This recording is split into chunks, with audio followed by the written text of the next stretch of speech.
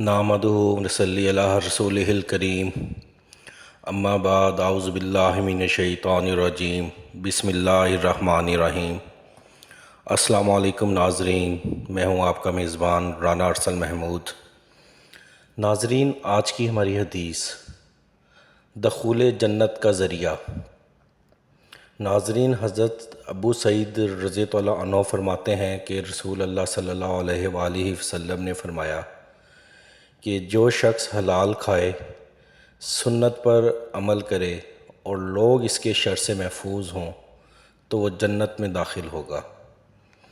اللہ و تبارک تعالی ہم سب کو حلال رزق کمانے کی اور اپنے بچوں کو اور اپنے اہل و عیال کو حلال رزق کھلانے کی توفیق دے۔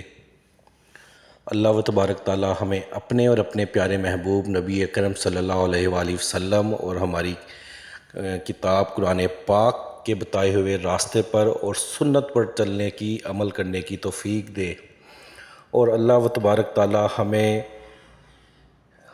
اپنے ہی شر سے اور ہمارے شر سے ہمارے عزیز و اقارب، ہمسائے، دوست، رشتہ دار سب کو ہمارے ہی شر سے محفوظ رکھے، اور اللہ و تبارک تعالی تمام بے اولادوں کو اولاد، نیک اور صالح اولاد، تمام بیماروں کو صحت یاب کرے، جو وفات پا چکے ہیں انہیں جنت الفردوس میں اعلیٰ مقام عطا کرے، اور اللہ و تبارک تعالی تمام امت مسلمہ اور خاص کر کے ہمارے ملک پاکستان کی حفاظت فرمائے، آمین۔